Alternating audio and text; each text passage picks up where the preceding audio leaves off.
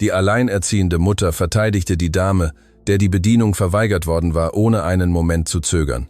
Niemand sonst rührte sich, niemand sonst sagte etwas. Was sie nicht wusste, war, dass diese Dame die Mutter eines Millionärs war, und was danach geschah, änderte alles. »Mami, gehst du arbeiten?« fragte Paloma. Marisol sah sie an. Das kleine Mädchen hielt ihren grauen Hasen fest und zeigte neugierig auf den Empfangstresen. »Vielleicht, mein Schatz, wenn alles gut geht.« Paloma nickte. Mit ihren 5 Jahren wusste sie schon, was dieses vielleicht bedeutete. Sie konnte die Tage unterscheiden, an denen Geld für den Bus da war, von denen, an denen sie 40 Minuten zur Schule laufen mussten. Sie wusste, dass ihre Mama vielleicht sagte, wenn sie eigentlich meinte, »Ich hoffe es sehr, aber ich verspreche nichts.« Marisol suchte sich einen Platz zum Sitzen.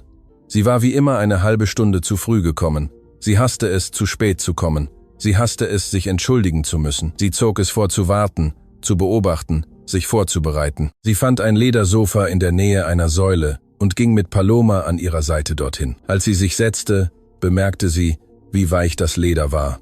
Teuer, die Art, die man nicht mit schmutzigen Händen anfasst. Sie wischte sich die Handflächen an ihren Jeans ab, bevor sie auf ihren Knien ablegte. »Wie lange noch?« fragte Paloma. »Noch etwa 20 Minuten. Und wenn sie dir den Job nicht geben?« Marisol sah sie an. Paloma hatte diese dunklen, ernsten Augen, die sie manchmal älter wirken ließen.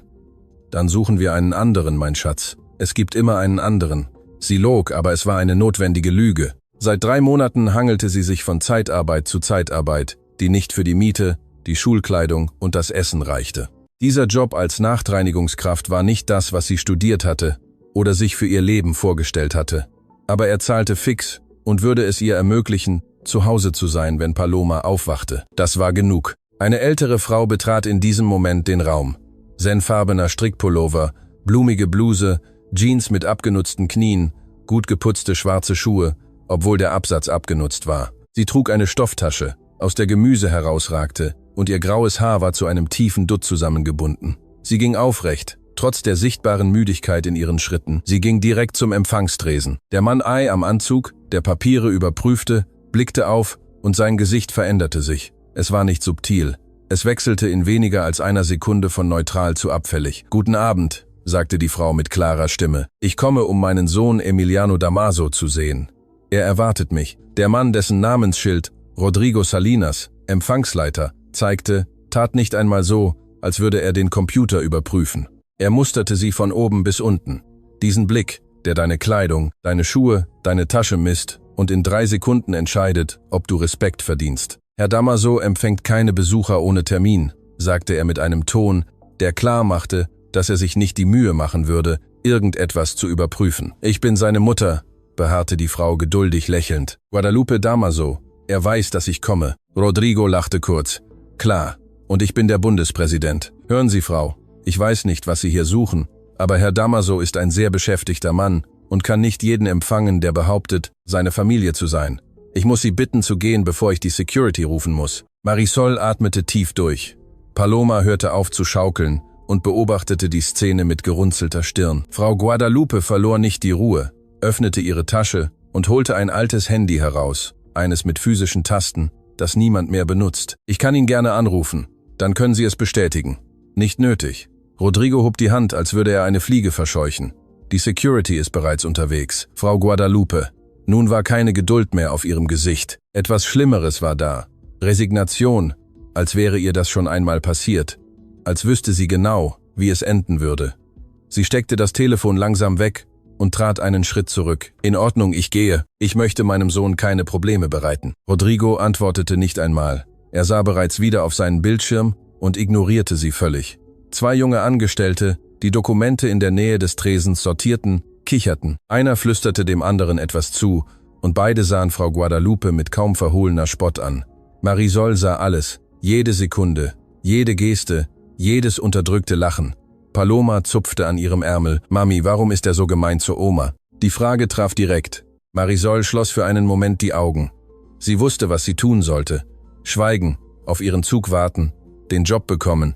Paloma musste essen. Sie mussten die Miete zahlen. Sie konnte es sich nicht leisten, in Schwierigkeiten zu geraten. Aber als sie die Augen öffnete und Frau Guadalupe sah, wie sie mit gesenktem Kopf auf den Ausgang zuging, mit dieser Resignation einer Person, die sich daran gewöhnt hat, unsichtbar zu sein, erinnerte sie sich an etwas. Sie erinnerte sich an die Stimme ihrer eigenen Mutter vor Jahren, als Marisol in Palomas Alter war. Sie erinnerte sich an diese Worte, die sich wie Narben in ihr Gedächtnis eingebrannt hatten.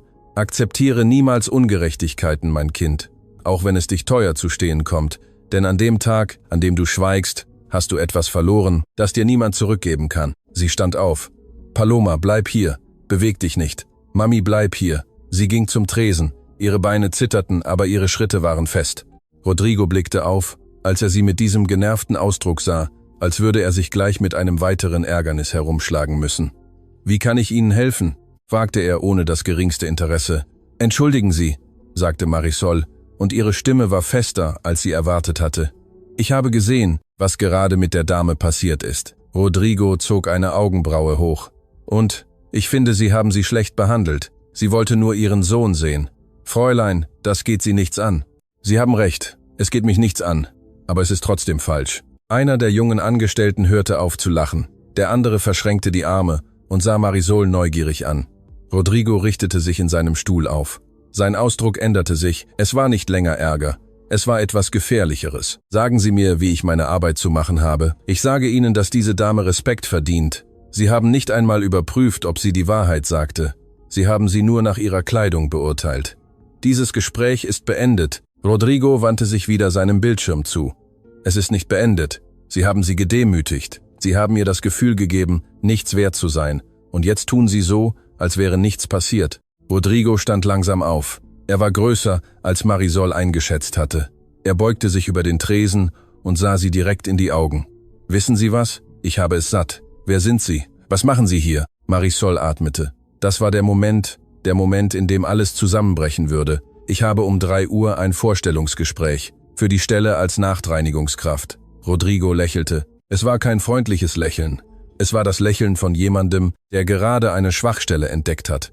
Wirklich. Und glauben Sie, Sie bekommen diesen Job nach all dem? Marisol antwortete nicht. Rodrigo holte eine Mappe aus einer Schublade und öffnete sie auf dem Tresen. Er blätterte ruhig durch die Seiten, suchte etwas. Schließlich zog er eine gedruckte Bewerbung heraus. Marisols Bewerbung. Ihr Name stand oben, in ihrer sorgfältigen Handschrift. Rodrigo nahm sie mit beiden Händen und zerriss sie, ohne sie aus den Augen zu lassen. In 2 Hälften, dann in Viertel, dann in kleinere Stücke. Er ließ sie wie Konfetti auf den Tresen fallen. Wir stellen hier keine Leute ein, die ihren Platz nicht kennen, sagte er mit ruhiger, fast freundlicher Stimme. Ich schlage vor, Sie gehen und nehmen Ihre Tochter mit, bevor ich auch Sie von der Security rauswerfen lasse. Die Stille, die folgte, war dicht. Die jungen Angestellten lachten nicht mehr. Einer von ihnen sah auf den Boden, der andere hatte den Mund leicht geöffnet. Marisol sah die Papierstücke auf dem Tresen, ihre Bewerbung, ihre Chance. 3 Monate lang hatte sie Arbeit gesucht und endlich dieses Vorstellungsgespräch bekommen. Und jetzt war alles in Stücke gerissen. Im wahrsten Sinne des Wortes. Sie drehte sich um, wo Paloma war. Das Mädchen sah sie mit weit aufgerissenen Augen an, den Hasen fest an die Brust gedrückt. Marisol ging zurück, nahm Palomas Hand und half ihr, vom Sofa zu steigen. Komm, mein Schatz, arbeitest du hier jetzt nicht mehr? Nein, mein Schatz, ich arbeite hier nicht. Paloma nickte und stellte keine weiteren Fragen. Sie gingen zum Ausgang.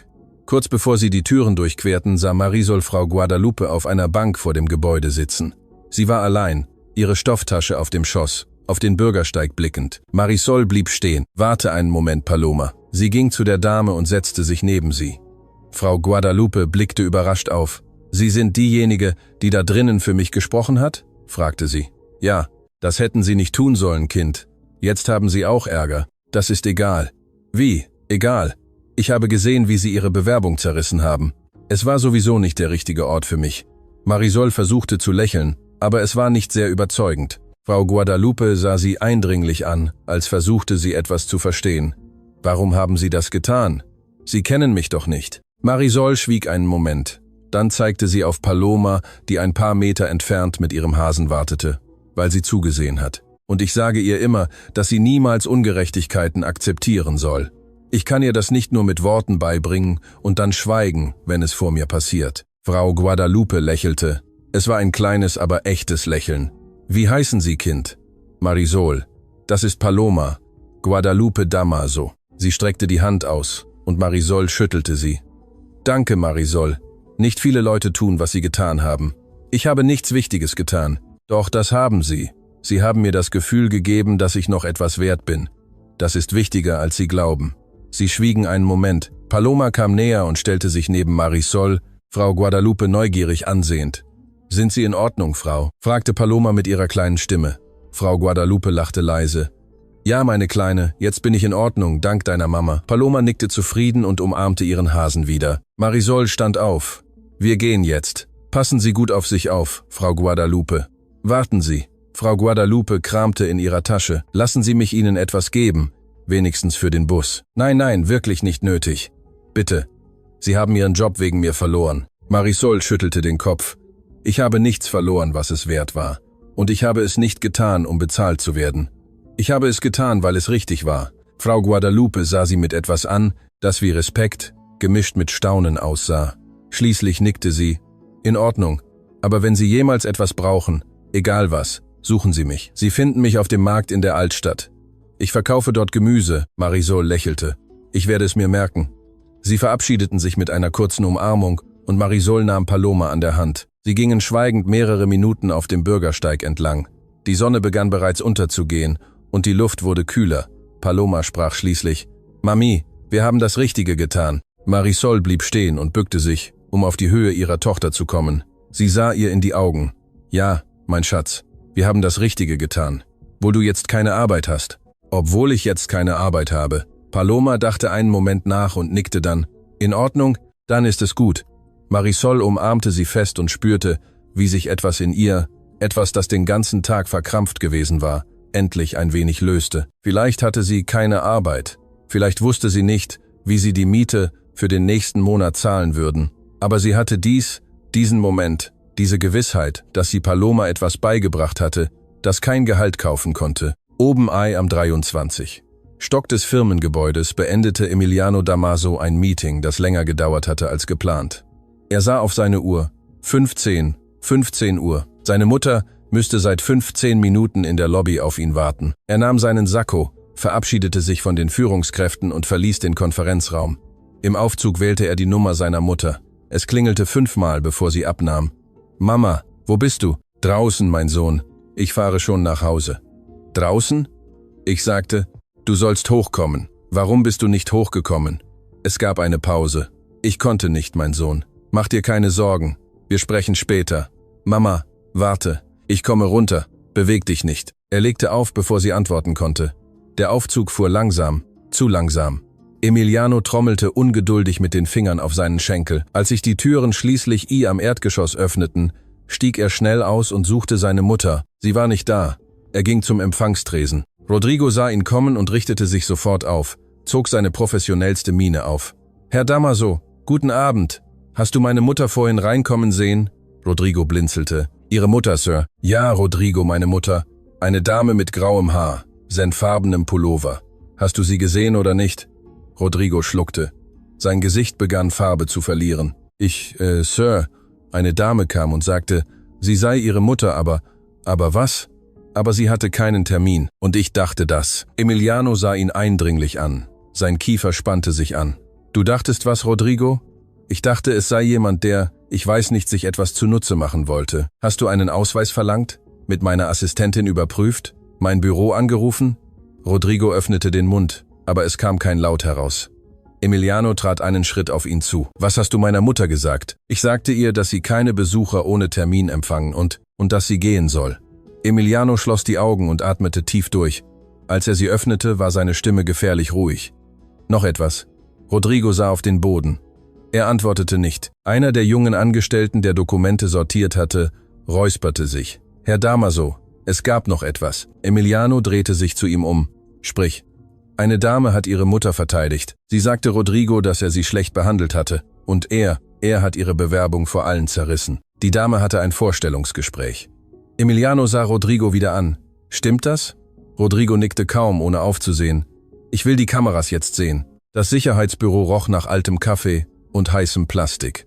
Emiliano stand vor 3 Monitoren, während der Sicherheitschef, ein Mann namens Hector mit 20 Dienstjahren, die Aufnahmen zurückspulte. Rodrigo stand blass und mit vor sich verschränkten Händen an der Tür, wie ein Schuljunge, der auf eine Standpauke wartete. Die anderen beiden Angestellten, die am Empfang gewesen waren, wurden ebenfalls gerufen. Keiner wagte es, einen Laut von sich zu geben. »Hier ist es, Herr Damaso«, sagte Hector und hielt bei der Zeitmarke 4:10, 37 Uhr an. Der Bildschirm zeigte Frau Guadalupe, wie sie die Lobby betrat. Sie ging aufrecht mit ihrer Stofftasche direkt zum Tresen. Emiliano beugte sich vor. Mit verschränkten Armen sah er, wie seine Mutter höflich grüßte. Er sah, wie Rodrigo aufblickte und sein Ausdruck sich änderte. Man brauchte keinen Ton, um zu verstehen, was geschah. Die Körpersprache sagte alles. Rodrigo berührte nicht einmal seinen Computer, er musterte sie nur von oben bis unten mit Verachtung. Hector drehte die Lautstärke auf. Frau Guadalupes Stimme war klar zu hören. »Ich komme, um meinen Sohn Emiliano Damaso zu sehen. Er erwartet mich.« Emiliano ballte den Kiefer. Rodrigos Antwort kam trocken, gelangweilt. »Herr Damaso empfängt keine Besucher ohne Termin.« Frau Guadalupe beharrte geduldig und erklärte, dass sie seine Mutter sei. Rodrigo lachte kurz, spöttisch. »Klar, und ich bin der Bundespräsident.« Emiliano spürte etwas in seiner Brust brennen. Es war nicht nur Wut, es war Scham. Scham darüber, dass jemand, der für ihn in seinem Gebäude arbeitete, mit seinem Nachnamen an der Fassade, seine eigene Mutter so behandelte. Die Aufnahme lief weiter. Rodrigo drohte, die Security zu rufen. Frau Guadalupe versuchte, ihr Telefon herauszuholen, um Emiliano anzurufen. Rodrigo gab ihr nicht einmal die Gelegenheit. Nicht nötig. Die Security ist bereits unterwegs. Emiliano sah, wie seine Mutter das Telefon langsam resigniert wegsteckte. Er sah, wie sie geschlagen einen Schritt zurücktrat. »In Ordnung, ich gehe. Ich möchte meinem Sohn keine Probleme bereiten.« Diese Worte trafen ihn wie Messer. Seine Mutter dachte, sie sei das Problem. Sie verursachte Probleme. Die beiden jungen Angestellten kicherten.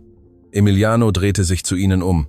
Beide senkten sofort den Blick. »Fahr fort«, befahl er mit emotionsloser Stimme. Hector spulte einige Sekunden vor. Nun erschien auf dem Bildschirm eine junge Frau mit einem kleinen Mädchen. Sie saßen auf dem Sofa in der Nähe der Säule.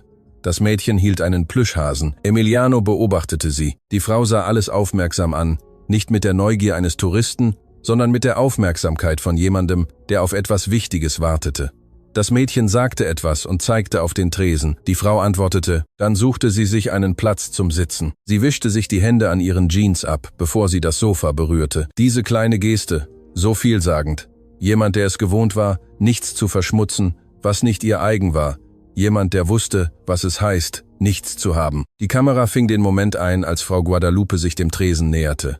Die junge Frau auf dem Sofa drehte sich um. Ihre Haltung änderte sich. Sie wurde aufmerksam. Sie sah die gesamte Interaktion, jedes Wort, jede abfällige Geste Rodrigos. Als Frau Guadalupe zum Ausgang ging, zupfte das Mädchen am Ärmel ihrer Mutter. Emiliano drehte die Lautstärke höher. »Mami, warum ist er so gemein zur Oma?« Die Stimme des Mädchens war klar, unschuldig, aber die Frage traf hart. Die Frau schloss für einen Moment die Augen. Dann stand sie auf, sagte dem Mädchen etwas, das nickte und auf dem Sofa blieb. Die Frau ging direkt zum Tresen.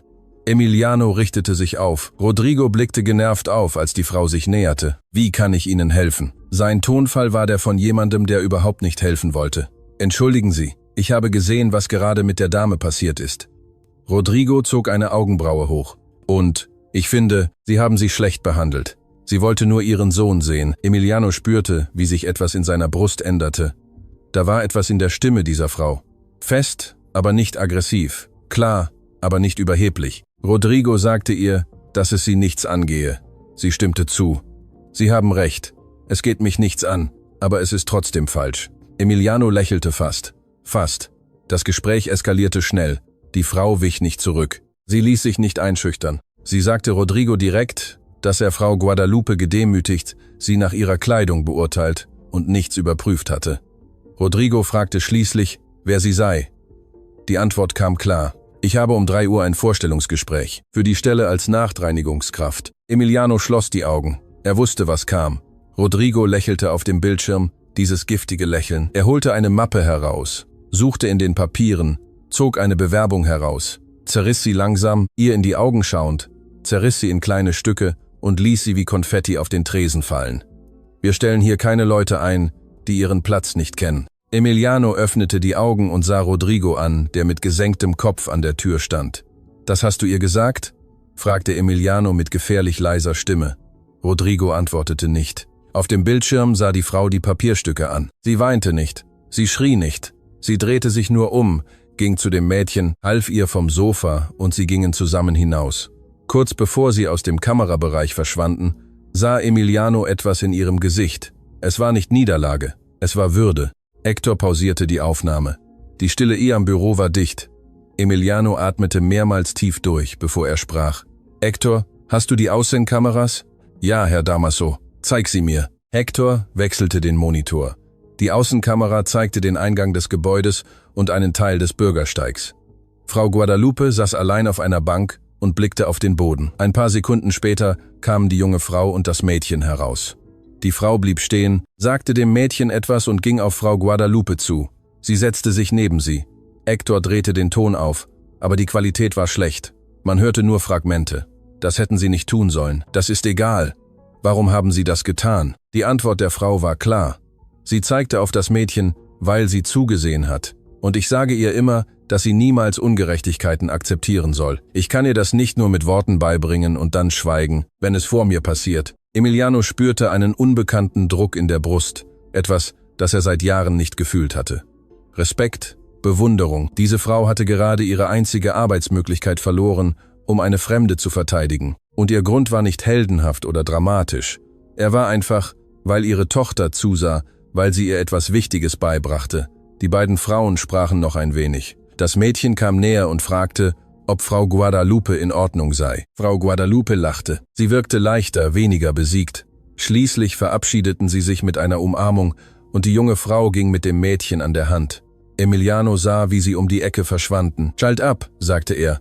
Hector schaltete die Monitore aus. Emiliano drehte sich zu Rodrigo um. Seine Stimme war ruhig, aber jedes Wort wog schwer. »Du arbeitest seit 8 Jahren hier. 8 Jahre. Und noch nie, kein einziges Mal habe ich dich so gesehen.« Rodrigo blickte auf. Seine Augen waren rot. »Herr Damaso, ich wusste nicht, dass es Ihre Mutter war. Und spielt das eine Rolle?« Emiliano trat einen Schritt auf ihn zu. »Spielt es eine Rolle, wer sie war? Hättest du sie anders behandelt, wenn sie in einem teuren Auto gekommen wäre, wenn sie Markenkleidung getragen hätte?« Rodrigo antwortete nicht. »Antworte mir.« Rodrigo schluckte. »Wahrscheinlich ja, Sir. Genau, da liegt das Problem. Du hast sie nicht schlecht behandelt, weil du nicht wusstest, wer sie war. Du hast sie schlecht behandelt, weil du entschieden hast, dass sie nichts wert ist. Weil du sie angesehen und in 3 Sekunden entschieden hast, dass sie keinen Respekt verdient.« Rodrigo senkte den Kopf wieder. Emiliano drehte sich zu den beiden jungen Angestellten um. »Ihr habt gelacht. Ihr habt zugesehen, wie eine ältere Dame gedemütigt wurde, und ihr fandet es lustig. Wie alt seid ihr? 23, 25. So behandelt ihr Menschen.« Einer von ihnen, der mit der Brille, sprach mit zitternder Stimme. »Es tut mir leid, Sir, das hätten wir nicht dürfen.« »Nein, das hättet ihr nicht dürfen, und diese Entschuldigung gebt ihr nicht mir. Ihr werdet sie meiner Mutter geben.« Beide nickten schnell. Emiliano sah Rodrigo wieder an. »Du bist gefeuert.« Rodrigo blickte abrupt auf. »Herr Damaso, bitte, nein bitte. Du hast 1 Stunde Zeit, deine Sachen zu packen und das Gebäude zu verlassen. Hector wird dich begleiten. Herr, ich habe Familie. Ich habe Kinder. Ich kann diesen Job nicht verlieren. Das hättest du dir überlegen sollen, bevor du jemanden demütigst, der auch Familie hat, bevor du die Chance einer alleinerziehenden Mutter zerstörst, die hierher kam, um ehrliche Arbeit zu suchen.« Rodrigo öffnete den Mund, aber es kam nichts heraus. Schließlich nickte er und verließ das Büro, Hector hinter ihm. Emiliano blieb allein mit den beiden jungen Angestellten zurück. Er sah sie eindringlich an. »Ihr habt eine zweite Chance. Eine. Wenn ich noch einmal so etwas sehe, wird euch das, was Rodrigo passiert ist, sanft vorkommen. Ist das klar?« »Ja, Sir«, sagten sie einstimmig. »Verschwindet.« Sie gingen schnell. Emiliano blieb allein am Büro. Er setzte sich auf den Stuhl vor den ausgeschalteten Monitoren und fuhr sich mit den Händen durchs Gesicht. Seine Mutter war aufgeregt gekommen, um ihn zu sehen. Vielleicht hatte sie Essen mitgebracht, vielleicht wollte sie nur reden, und sie war in seinem Gebäude wie Müll behandelt worden, mit seinem Nachnamen am Eingang. Er zog sein Telefon heraus und wählte. Frau Guadalupe nahm beim 3. Klingeln ab. »Mein Sohn. Mama, wo bist du?« »Im Bus. Bin fast zu Hause. Warum hast du mir nicht erzählt, was passiert ist?« Es gab eine lange Pause. »Ich wollte nicht, dass du wütend wirst, mein Sohn. Du hast schon genug mit deiner Arbeit.« »Mama«, Emiliano schloss die Augen. »Es tut mir leid.« Frau Guadalupe seufzte. »Es ist nicht deine Schuld, Emiliano. Du hast nichts getan. Ich hätte da sein müssen. Ich hätte rechtzeitig runterkommen müssen. Mach dir keine Sorgen. Es ist vorbei.« »Es ist nicht vorbei. Und es ist nicht in Ordnung. Niemand behandelt dich so. Niemals. Hörst du?« Frau Guadalupe lachte leise. »Du hast jemanden ausgeschimpft, nicht wahr?« »Ich habe Rodrigo gefeuert.« »Ach, mein Sohn, das hättest du doch nicht müssen.« »Doch, Das musste ich, und ich würde es wieder tun. Es war still. Dann sprach Frau Guadalupe leiser. Hast du das Mädchen gesehen, das mich verteidigt hat? Ja, ich habe alles gesehen. Sie ist ein guter Mensch. Dieses Mädchen hat eine wunderschöne Tochter. Ich weiß. Sie hat ihren Job wegen mir verloren. Ich weiß, Mama. Du solltest sie suchen, ihr Dank. Emiliano dachte nach. Wie heißt sie? Marisol. Sie hat mir keinen Nachnamen gesagt, aber sie arbeitet. Nun ja, sie arbeitete. Sie hielt inne. Sohn, du musst etwas für sie tun können. Ich werde sie finden. Versprichst du mir das? Ich verspreche es dir. Sie legten auf. Emiliano verließ das Sicherheitsbüro und ging direkt in seinen Stock. Seine Assistentin Clara, eine Frau um die 40 mit 20 Jahren Berufserfahrung am Unternehmen, sah ihn kommen und bemerkte sofort, dass etwas nicht stimmte. Herr Damaso, Clara, ich brauche Sie, um alle Bewerbungen, die diese Woche für die Stelle als Nachtreinigungskraft eingegangen sind, in den Personalakten zu suchen. Irgendeine bestimmte? Eine Frau namens Marisol. Ich habe keinen Nachnamen. Sie hat eine kleine Tochter, etwa 5 oder 6 Jahre alt. Lassen Sie mich nachsehen. Clara setzte sich an ihren Computer und begann schnell zu tippen. Emiliano wartete stehend, ungeduldig, trommelte mit den Fingern auf seinen Schenkel. Hier sind 3 Marisols, sagte Clara nach einer Minute. Marisol Gutierrez, Marisol Vega und Marisol Torres. Emiliano kam näher und sah auf den Bildschirm. Alle 3 Bewerbungen waren da, mit Fotos. Die dritte erkannte er sofort. Marisol Torres, 28 Jahre alt, Adresse in einem Vorstadtgebiet, frühere Erfahrung als Rezeptionistin in einer Zahnarztpraxis, abgebrochenes Studium in Betriebswirtschaft, Familienstand, ledig. Persönliche Referenzen enthielten eine handschriftliche Notiz. Ich bin alleinerziehende Mutter, benötige Nachtschicht, um tagsüber meine Tochter zu betreuen. Die hier, zeigte Emiliano. Marisol Torres. Was soll ich tun, Sir? Emiliano dachte schnell nach. Rufen Sie sie an. Sagen Sie ihr, dass es einen Fehler mit ihrer Bewerbung gab und dass wir sie morgen für ein Vorstellungsgespräch sehen möchten. Für Nachtreinigung? Nein. Emiliano richtete sich auf, für die Stelle als administrative Assistentin am Empfang des Executive Floor. Clara blinzelte. Sir, was Sie gehört haben, aber diese Stelle erfordert Erfahrung in der Betreuung von Führungskräften, am Management von Unternehmensagenden. Sie hat Erfahrung als Rezeptionistin. Das reicht, Herr Damaso. Mit allem Respekt, diese Stelle zahlt das Dreifache des Reinigungspostens. Sind Sie sicher? Emiliano sah sie eindringlich an. Mehr als sicher. Rufen Sie sie noch heute an. Clara nickte langsam. Wie Sie wünschen. Emiliano betrat sein Büro und schloss die Tür. Er blieb vor dem Fenster stehen, das die gesamte Stadt überblickte. 23 Stockwerke hoch. Von hier aus sah alles klein aus. Die Autos wirkten wie Spielzeuge, die Menschen wie Ameisen. Es war leicht zu vergessen, dass da unten echte Menschen mit echten Problemen, mit echter Würde lebten. Er dachte an Marisol Torres, die mit ihrer Tochter auf dem Bürgersteig entlang ging, arbeitslos, ohne zu wissen, wie sie die Miete zahlen würde, aber erhobenen Hauptes, weil sie ihrer Tochter etwas beigebracht hatte, das wichtig war. Er dachte an seine eigene Mutter, die auf dieser Bank saß, resigniert, gewohnt, unsichtbar zu sein. Und er empfand etwas, das er lange nicht gefühlt hatte. Scham über sich selbst, weil er sich so weit von seiner Herkunft entfernt hatte, weil er vergessen hatte, dass seine Mutter Gemüse auf dem Markt verkaufte, während er Millionen Deals abschloss. Weil er ein Imperium aufgebaut hatte, in dem Menschen wie seine Mutter nicht willkommen waren. Er zog sein Telefon heraus und wählte erneut. Mein Sohn. Mama, morgen kommst du wieder ins Gebäude. Ach nein, Sohn, ich will da nicht mehr hin. Du wirst kommen und durch den Haupteingang eintreten. Und ich werde in der Lobby auf dich warten. Und jeder wird wissen, wer du bist. Frau Guadalupe schwieg einen Moment. Das ist nicht nötig, Emiliano. Doch, das ist nötig. Ich liebe dich, Mama. Ich liebe dich auch, mein Sohn. Er legte auf. Emiliano sah sein Spiegelbild am Fenster. Anzug für 3.000 Franken, Schweizer Uhr, Büro so groß wie eine ganze Wohnung. Und seine Mutter verkaufte Gemüse, um die Ausgaben zu decken, weil sie zu stolz war, ihn um Geld zu bitten. Etwas musste sich ändern. Und vielleicht begann diese Veränderung damit, eine Frau namens Marisol Torres zu finden, die ihn an etwas erinnert hatte, das er vergessen hatte, dass Würde nicht gekauft, Respekt nicht verhandelt wird und dass es wichtigere Dinge gibt als Geld. Marisol öffnete die Augen, als der Wecker um 5:30 Uhr morgens klingelte. Sie schaltete ihn nicht sofort aus. Sie starrte auf die rissige Decke ihres Zimmers, lauschte dem fernen Geräusch der Lastwagen auf der Avenue und dem Bellen eines streunenden Hundes. Paloma schlief neben ihr, an ihren Hasen gekuschelt, ruhig atmend. Die Wohnung war klein, ein Schlafzimmer, das sie teilten, ein Wohnzimmer, das auch als Esszimmer diente, ein Badezimmer mit abblätternden Fliesen und eine Küche, in der kaum 2 Personen Platz fanden, Aber es war ihre, nun ja, gemietet, aber es war ihr Raum, ihr Zufluchtsort, obwohl dieser Zufluchtsort sie jeden Monat 200 Franken kostete, von denen sie nicht wusste, woher sie das Geld nehmen sollte. Sie stand langsam auf, um Paloma nicht zu wecken. Der Zementboden war kalt unter ihren nackten Füßen. Sie zog einen Kapuzenpullover über ihren Schlafanzug und ging in die Küche. Sie schaltete den Herd ein, um Wasser zu kochen, Instantkaffee, etwas anderes hatte sie nicht. Während sie darauf wartete, dass das Wasser kochte, holte sie ihr Handy aus der Tasche. 2 WhatsApp-Nachrichten. Die erste war von ihrer Vermieterin, Frau Remedios. Eine gestern Abend gesendete Nachricht, die sie nicht gesehen hatte. Marisol, es sind schon 2 Monate. Ich kann nicht länger warten. Wenn Sie bis Freitag nicht bezahlen, muss ich Sie bitten, auszuziehen.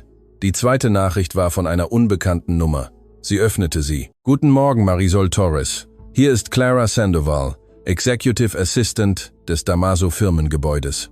Es gab einen Fehler mit Ihrer Bewerbung von gestern. Wir möchten Sie heute um 10 Uhr zu einem Vorstellungsgespräch einladen. Bitte bestätigen Sie Ihre Teilnahme. Marisol las die Nachricht 3-mal, dann 4-mal. Es ergab keinen Sinn. Gestern hatte Rodrigo ihre Bewerbung vor allen zerrissen, sie gedemütigt.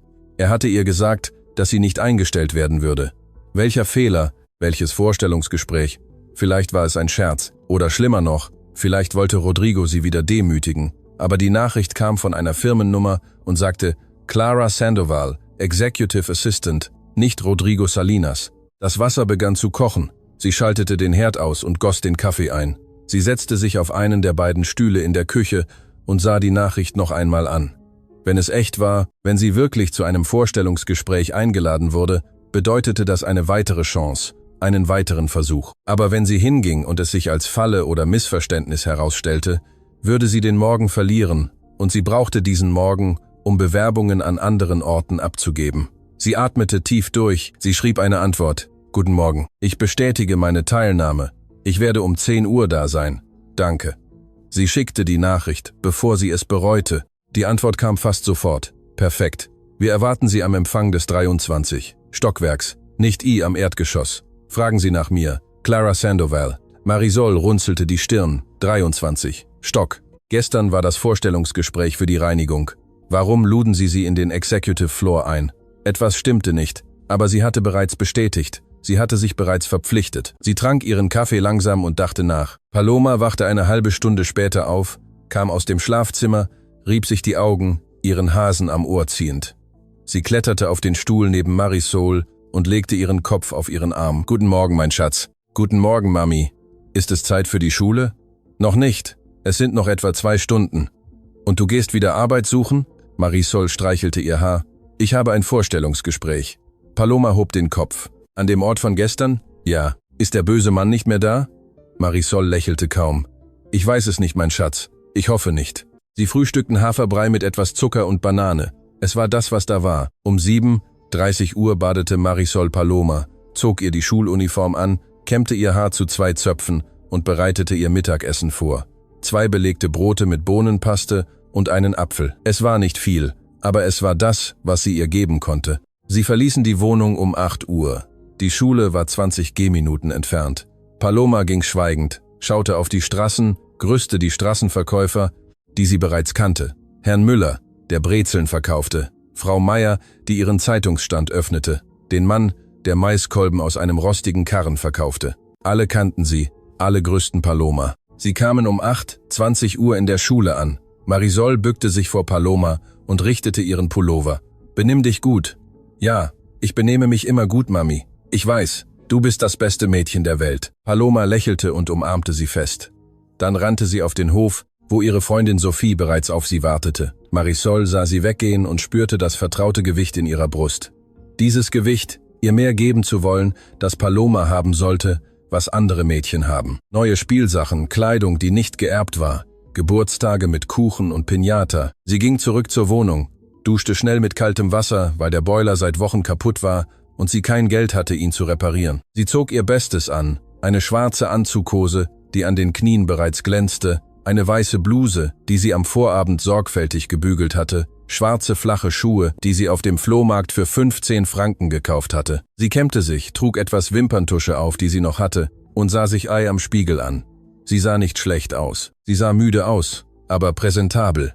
Sie verließ die Wohnung um 9 Uhr, nahm die S-Bahn in einem Vorstadtviertel, 2 Linien, und 20 Minuten später stieg sie an einer zentralen Haltestelle aus. Sie ging 10 Blocks zum Damaso-Firmengebäude. Sie kam um 9:45 Uhr an, 15 Minuten früher wie immer, aber dieses Mal ging sie nicht direkt hinein. Sie blieb draußen stehen und sah das Gebäude an. Gestern war sie voller Hoffnung hineingegangen. Heute ging sie mit Angst hinein. Angst, dass es ein Scherz war. Angst, Rodrigo wiederzusehen. Angst, dass man ihr sagen würde, dass alles ein Fehler gewesen war und sie besser gehen sollte. Sie atmete tief durch. Paloma musste essen, sie mussten die Miete zahlen. Es gab keinen Platz für Angst.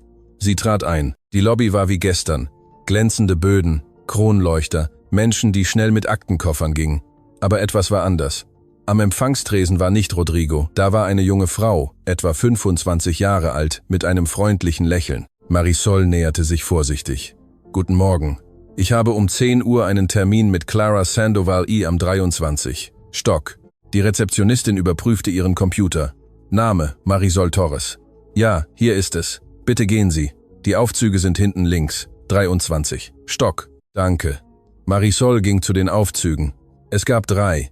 Sie wartete. Einer öffnete sich und 2 Männer in Anzügen kamen heraus und sprachen über Zahlen und Prognosen. Sie trat ein, drückte den Knopf für den 23. Stock. Die Türen schlossen sich. Der Aufzug fuhr sanft und leise nach oben. Marisol sah ihr Spiegelbild in den Stahlwänden.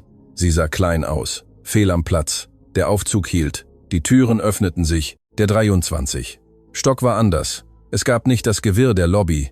Es war still, elegant, dunkler Holzboden, graue Wände, abstrakte Bilder mit indirekter Beleuchtung. Ein kleiner Empfang mit einem Glastisch. Hinter dem Tisch saß eine Frau um die 40, kurzes Haar, Brille, marineblauer Anzug. Sie blickte auf, als Marisol aus dem Aufzug stieg. Marisol Torres, ja.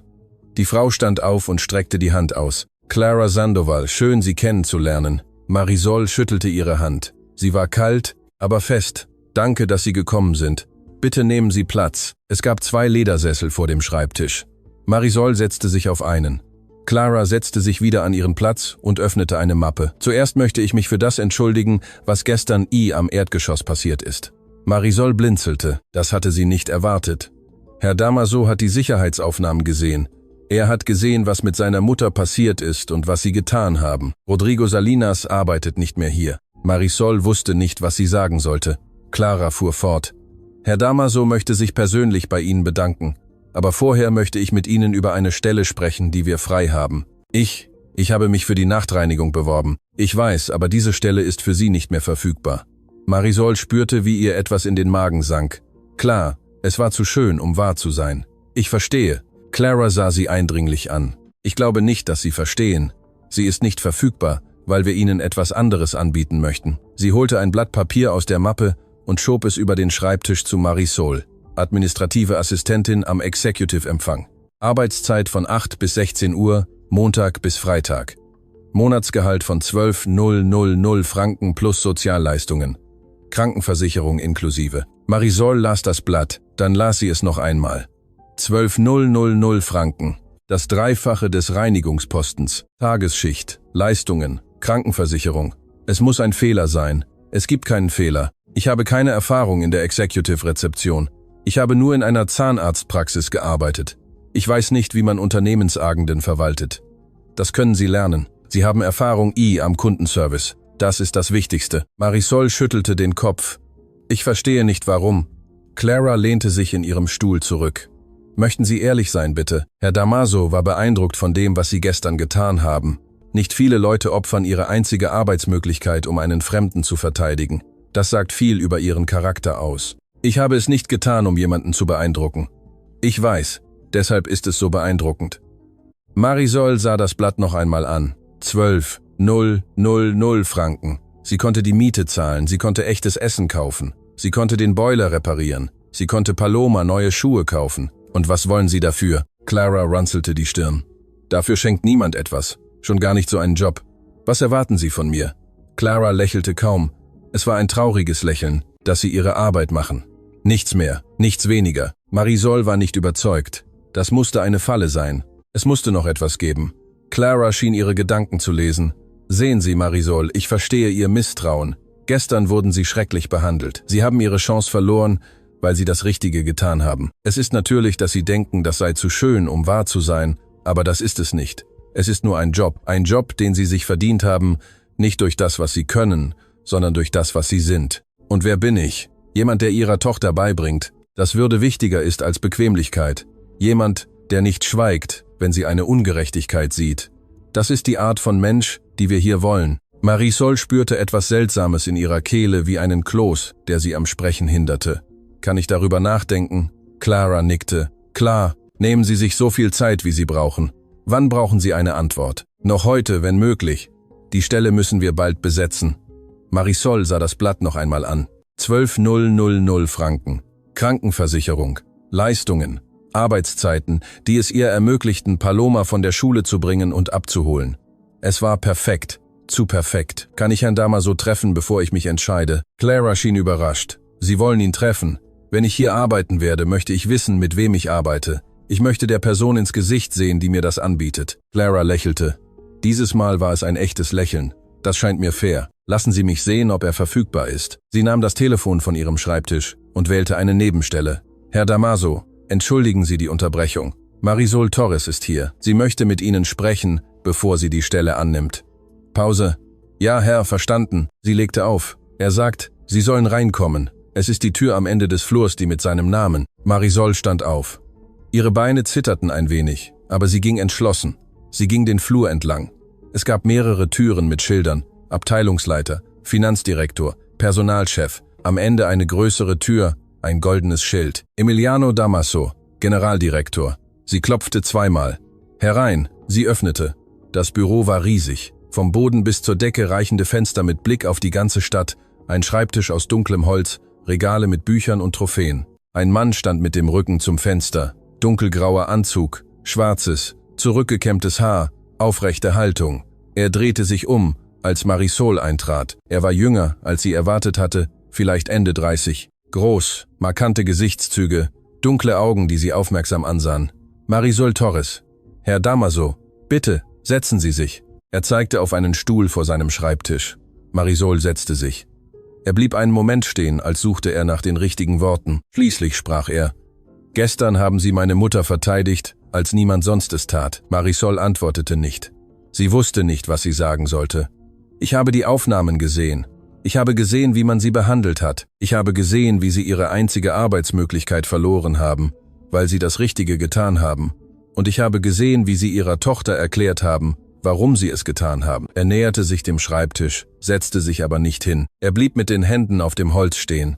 Ich möchte mich für Rodrigo entschuldigen, für meine Angestellten, für das Umfeld, das ich in meinem Gebäude zugelassen habe. Ein Umfeld, in dem jemand wie meine Mutter nicht willkommen ist. Sie müssen sich nicht bei mir entschuldigen. Doch, das muss ich. Sie haben die Konsequenzen meiner Nachlässigkeit getragen. Marisol sah ihn in die Augen. Warum bieten Sie mir diesen Job an? Weil Sie ihn verdienen. Sie kennen mich nicht. Ich weiß das Wichtigste. Ich weiß, dass Sie Prinzipien haben. Ich weiß, dass Sie nicht schweigen, wenn etwas falsch ist. Und ich weiß, dass Sie Ihrer Tochter dasselbe beibringen. Das macht mich nicht gut in der Executive-Betreuung. Nein, aber es sagt mir, dass Sie jemand sind, dem ich vertrauen kann. Und das ist mehr wert als jede Erfahrung. Marisol atmete tief durch. Ich befürchte, das ist Wohltätigkeit, dass Sie mir das anbieten, weil Sie das Gefühl haben, es mir zu schulden, und wenn dem so wäre, dann will ich es nicht. Ich möchte nicht, dass mir jemand aus Mitleid etwas schenkt. Emiliano sah sie eindringlich an. Dann lächelte er zum ersten Mal. Es war kaum eine Mundwinkelbewegung, aber es war echt. Es ist kein Mitleid, es ist Anerkennung. Da ist ein Unterschied. Welcher? Mitleid ist, jemandem etwas zu geben, weil man glaubt, er kann es nicht allein schaffen. Anerkennung ist, jemandem etwas zu geben, weil er es sich verdient hat und es nicht bekommen hat, als er es sollte. Marisol dachte darüber nach. Und Sie glauben, ich habe es mir verdient. Gestern haben Sie Ihre Stabilität geopfert, um jemanden zu verteidigen, den Sie nicht kannten. Wenn das nicht Respekt verdient, weiß ich nicht, was es ist. Marisol senkte den Blick. Sie dachte an Paloma, an die Miete, an Frau Remedios, die auf die Zahlung wartete, an den kaputten Boiler, an die abgetragenen Schuhe ihrer Tochter. Sie dachte an den Haferbrei mit Banane, das war alles, was sie ihr zum Frühstück geben konnte. Sie blickte auf. Ich nehme den Job an, aber unter einer Bedingung. Emiliano zog eine Augenbraue hoch. Sagen Sie, wenn Sie irgendwann das Gefühl haben, dass ich meine Arbeit nicht gut mache, dass ich nicht das leiste, was Sie brauchen, Sagen Sie es mir direkt. Halten Sie mich nicht aus Pflichtgefühl am Amt, sagen Sie es mir, und ich gehe ohne Probleme. Fairer Deal. Emiliano streckte die Hand über den Schreibtisch. Fairer Deal. Marisol stand auf und schüttelte seine Hand. Sie war warm, fest. Sie fangen am Montag an. Clara wird Ihnen alle Details geben. Danke, Herr Damaso. Emiliano, Entschuldigung, Sie können mich Emiliano nennen. Marisol nickte. Sie verließ das Büro mit immer noch leicht zitternden Beinen, aber mit einem anderen Gefühl in der Brust. Etwas, das sie seit Monaten nicht gefühlt hatte. Hoffnung. Marisol verließ das Gebäude um 11 Uhr morgens mit einem Manila-Umschlag in den Händen. Darin waren die Vertragsunterlagen, das Leistungsblatt, das Formular für die Krankenversicherung und ein Willkommensschreiben von Clara Sandoval. Sie ging mehrere Minuten ziellos umher. Sie musste verarbeiten, was gerade passiert war. Vor 24 Stunden hatte sie ihre einzige Arbeitsmöglichkeit verloren. Jetzt hatte sie einen Job mit dreifachem Gehalt, Leistungen und Krankenversicherung. Es war unwirklich. Sie setzte sich auf eine Bank vor einem kleinen Park, holte die Papiere heraus und las sie noch einmal. Arbeitsvertrag. Vollständiger Name: Marisol Torres Ramirez. Position: administrative Assistentin. Monatsgehalt: 12.000 Franken. Weihnachtsgratifikation. Ferienzulage. Alles legal. Alles echt. Sie steckte die Papiere weg und holte ihr Handy heraus. Sie musste es jemandem erzählen. Aber wem? Sie hatte keine engen Freundinnen. Ihre Familie lebte in den Bergen und sie sprach kaum einmal am Monat mit ihnen. Ihre Mutter war gestorben, als Paloma 2 Jahre alt war. Ihr Vater hatte wieder geheiratet und die neue Frau wollte sie nicht in ihrer Nähe haben. Ihre Geschwister hatten ihr eigenes Leben, ihre eigenen Probleme. Sie war allein. Sie war immer allein gewesen. Nun ja, nicht ganz allein. Sie hatte Paloma. Sie überprüfte die Uhrzeit. 15 Uhr. Paloma kam um 12:30 Uhr aus der Schule. Sie hatte Zeit. Sie stand auf und ging zur S-Bahn-Station. 40 Minuten später stand sie vor der Schule. Auch andere Mütter warteten. Einige unterhielten sich in kleinen Gruppen, andere überprüften ihre Handys. Eine verkaufte Lunchboxen mit selbstgemachtem Essen, eine andere bot Kuchen auf Bestellung an. Marisol blieb abseits, wie immer, nicht weil die anderen Mütter schlecht zu ihr waren, sie passte einfach nicht dazu. Sie sprachen über die Geburtstagsfeiern ihrer Kinder, über außerschulische Aktivitäten, über Wochenendausflüge. Marisol hatte nichts davon zu teilen. Wenn die Kinder herauskamen, suchte sie nur Paloma, grüßte sie und sie gingen, ohne anzuhalten, ohne zu plaudern. Die Schultür öffnete sich pünktlich um 12:30 Uhr. Die Kinder begannen, in ungeordneten Gruppen herauszukommen, schreiend, lachend, schubsend. Paloma kam als eine der letzten heraus, neben ihrer Freundin Sophie gehend. Beide unterhielten sich angeregt. Als Paloma Marisol sah, leuchtete ihr Gesicht auf, sie rannte auf sie zu und umarmte sie fest. »Mami, was machst du schon so früh hier? Ich bin vor meinem Vorstellungsgespräch rausgegangen.« »Hast du den Job bekommen?« Marisol lächelte. »Ja, mein Schatz, ich habe den Job bekommen.« Paloma schrie vor Freude und sprang. »Wirklich, wirklich, wirklich, wirklich, wir müssen nicht mehr nur Bohnen essen?« Marisol lachte, obwohl sie einen Kloß am Hals spürte. »Nein, mein Schatz, wir können mehr essen.« Paloma umarmte sie wieder. Marisol schloss die Augen und drückte sie fest. Das war für sie. Alles war für sie. Sie gingen Hand in Hand zurück zur Wohnung. Paloma hörte nicht auf zu reden, dass ihre Lehrerin ihnen die Zahlen von 1 bis 100 beigebracht hatte, dass sie in der Pause Fangen gespielt hatten, dass Sophie ihr Mittagessen geteilt hatte, weil Palomas Brote so schnell weg waren. Marisol hörte zu und nickte, aber ihre Gedanken waren woanders. Sie dachte an Montag, an ihren ersten Tag, daran, die Leute kennenzulernen, die Arbeit zu lernen, keinen Fehler zu machen. Als sie in der Wohnung ankamen, bereitete Marisol Quesadillas zum Mittagessen zu. Sie hatte Tortillas, Käse und etwas Schinken, den sie am Angebot gekauft hatte. Es war nicht viel, aber es war besser als Haferbrei. Nach dem Essen setzte sich Paloma vor den Fernseher, um Zeichentrickfilme zu sehen, während Marisol das Geschirr spülte. Das Wasser war kalt, der Boiler funktionierte immer noch nicht, aber am Montag würde sie einen Vorschuss bekommen. Franken, hatte Clara gesagt. Damit konnte sie Frau Remedios mindestens einen Monat Miete zahlen. Und mit ihrem ersten vollen Gehalt konnte sie den anderen überfälligen Monat zahlen und den Boiler reparieren. Die Dinge würden besser werden. Sie mussten besser werden. Jemand klopfte an die Tür.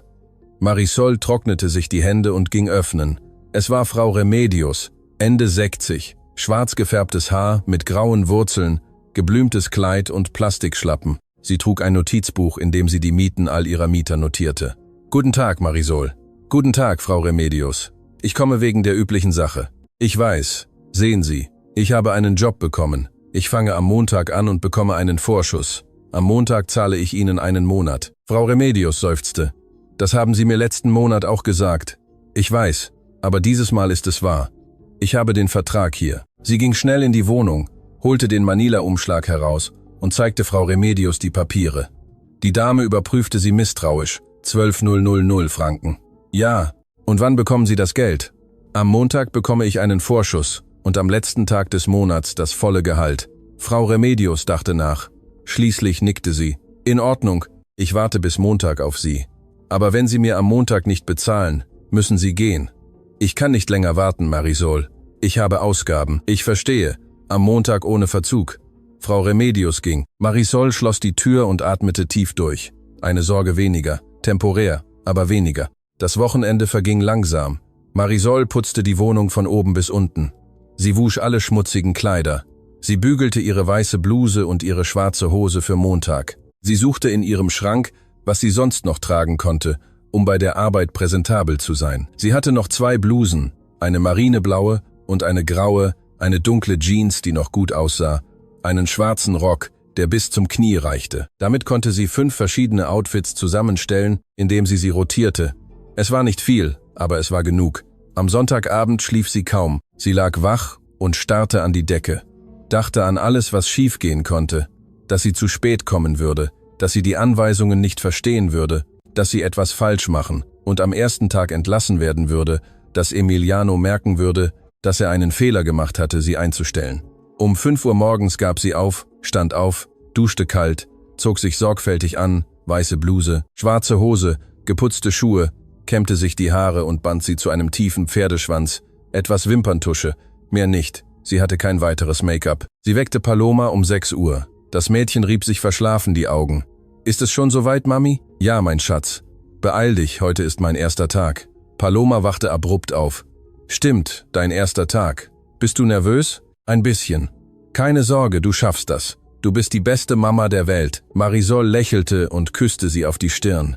»Danke, mein Schatz.« Sie frühstückten schnell, verließen die Wohnung um 7 Uhr, brachte Paloma zur Schule und nahm die S-Bahn. Kam um 8, 15 Uhr Pirm am Gebäude an, 15 Minuten früher, wie immer, trat ein. Die Lobby sah zu dieser Stunde anders aus. Mehr Leute, Angestellte kamen mit Kaffeebechern, Aktentaschen, Rucksäcken, alle gingen schnell und in Eile. Marisol fuhr in den 23. Stock. Clara war bereits an ihrem Schreibtisch. Sie blickte auf, als Marisol aus dem Aufzug stieg und lächelte. »Guten Morgen, Marisol.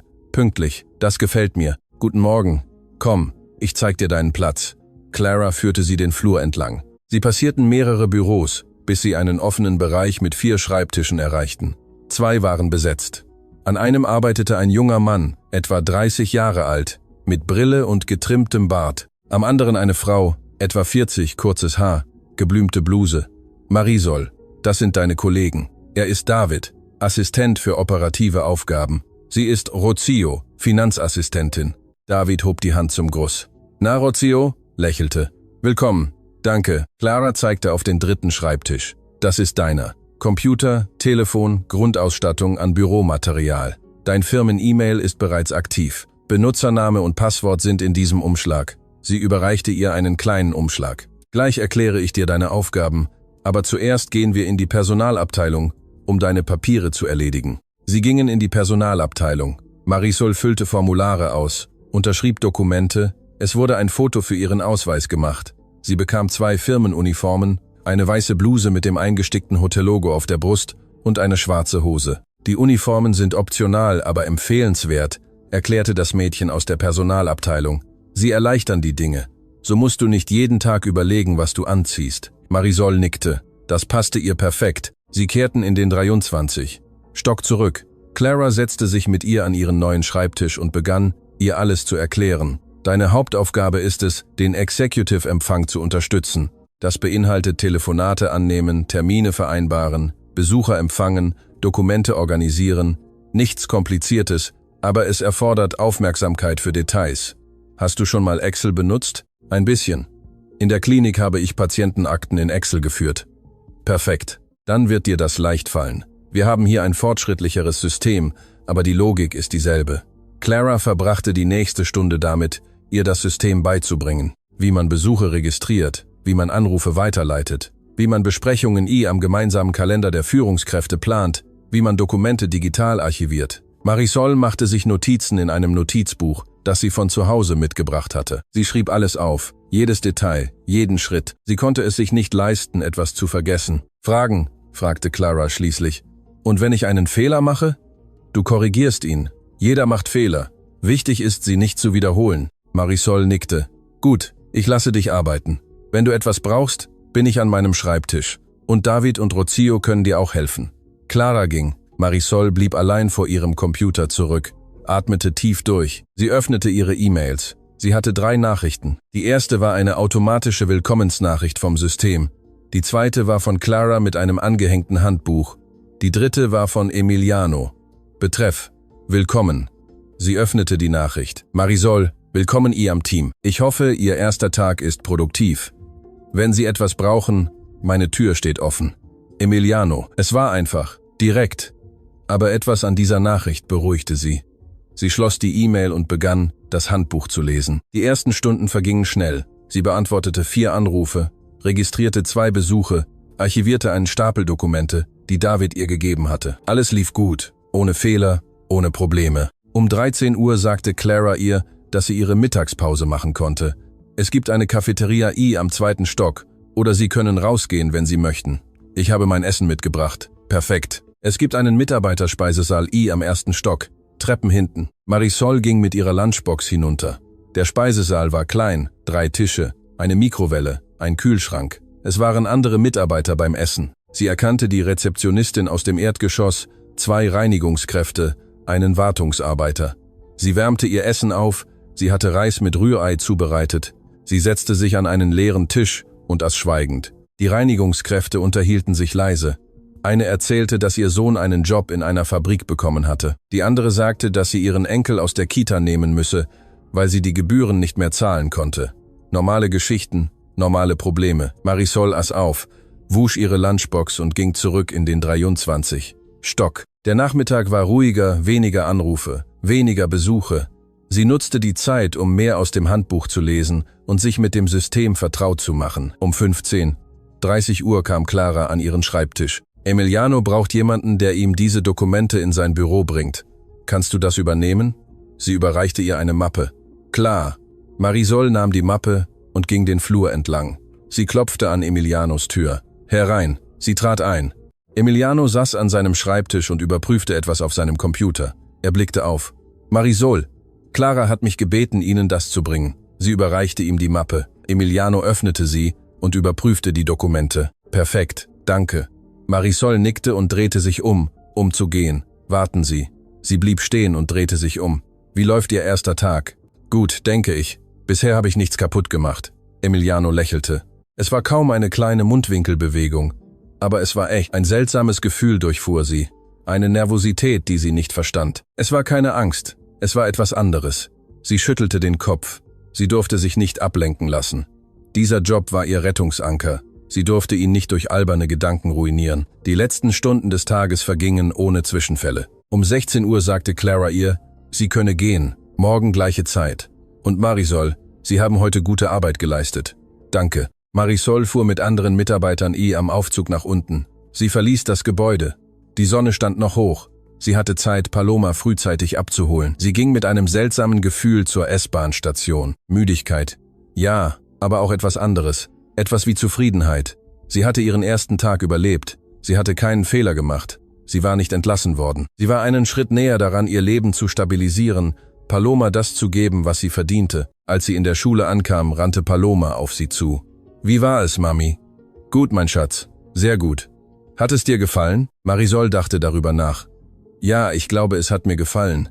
Paloma lächelte und nahm ihre Hand. Sie gingen Hand in Hand zurück zur Wohnung unter der Nachmittagssonne und zum ersten Mal seit Monaten spürte Marisol, dass vielleicht, nur vielleicht, alles gut werden würde. 3 Wochen vergingen. 3 Wochen, in denen Marisol 15 Minuten vor Arbeitsbeginn ankam. 3 Wochen, in denen sie keinen einzigen wichtigen Fehler machte. 3 Wochen, in denen Paloma 3-mal täglich richtiges Essen bekam. Sie zahlte die überfällige Miete, reparierte den Boiler, kaufte Paloma neue Schuhe. Richtige Schuhe, nicht vom Flohmarkt. Das Mädchen trug sie an einem Montag zum ersten Mal und hörte auf dem ganzen Weg zur Schule nicht auf, sie anzusehen. Marisol kaufte sich auch 2 neue Blusen, nichts Teures, aber präsentabel. Sie musste nicht mehr alle 3 Tage die gleiche Kleidung rotieren.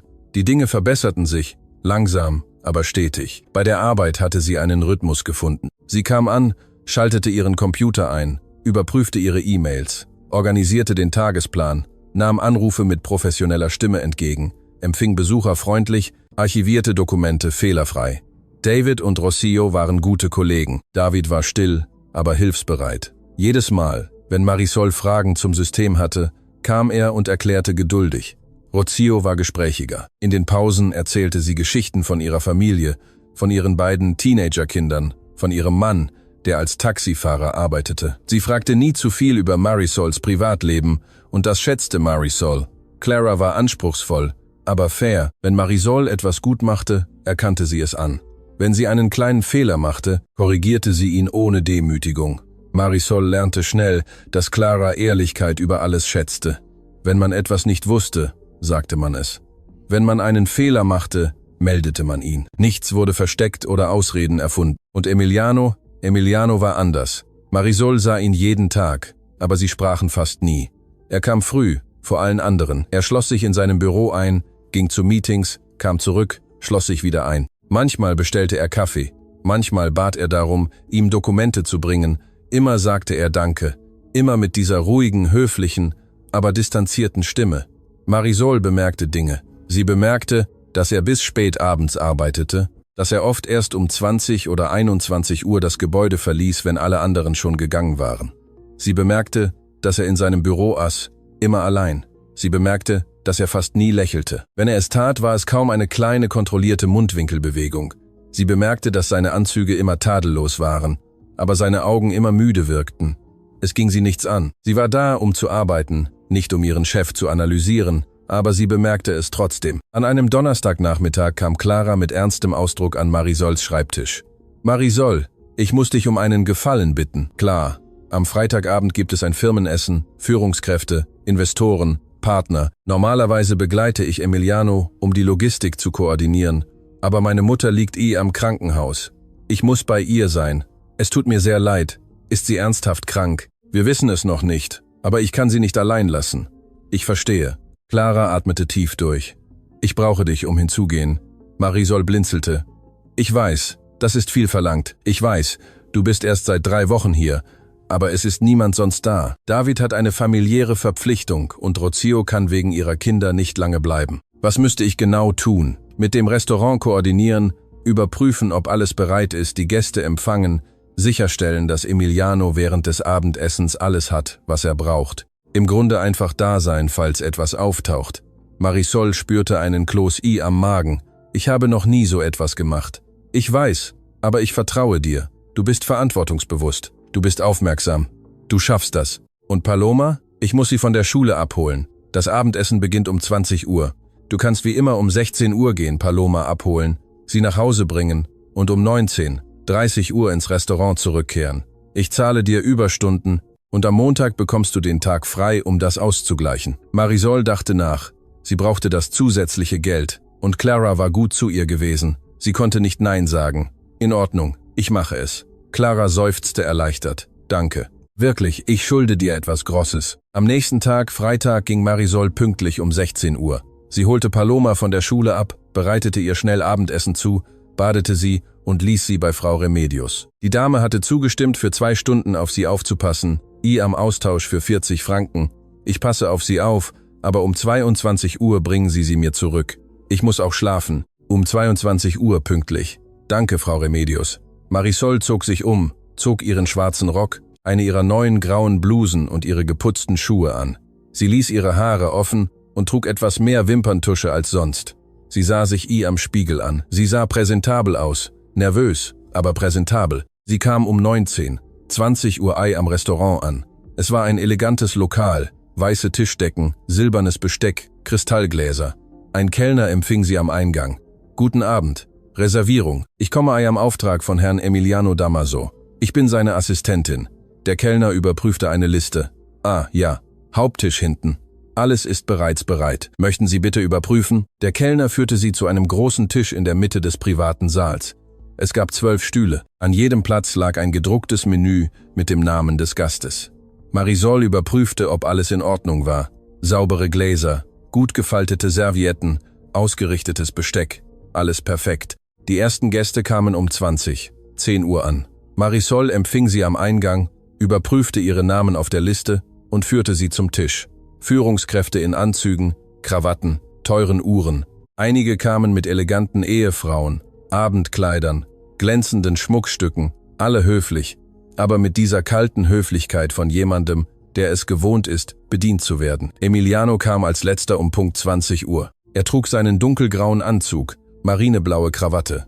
Als er Marisol sah, änderte sich sein Ausdruck leicht. Überraschung. Marisol, wo ist Clara? Ihre Mutter ist am Krankenhaus. Sie hat mich gebeten, sie zu vertreten. Emiliano runzelte die Stirn, davon wusste ich nichts. Es war kurzfristig. Er nickte. Ist das in Ordnung für Sie? Ich weiß, das ist nicht Ihre übliche Arbeit. Es ist in Ordnung. Wenn Sie etwas brauchen, sagen Sie es mir. Danke. Emiliano betrat den Saal. Er begrüßte alle mit festen Händedrücken, kontrollierten Lächeln. Er setzte sich an das Kopfende des Tisches. Marisol blieb am Eingang stehen. Sie wusste nicht genau, was sie tun sollte. Sich hinsetzen war keine Option. Gehen auch nicht. Clara hatte ihr gesagt, sie solle da sein, falls etwas auftaucht. Das Abendessen begann. Die Kellner brachten elegante Teller, Salate mit Namen, die Marisol nicht kannte, Fleisch in dunklen Sausen, Weine, die mehr kosteten als ihre Monatsmiete. Die Gespräche drehten sich um Geschäfte, Investitionen, Märkte, Zahlen.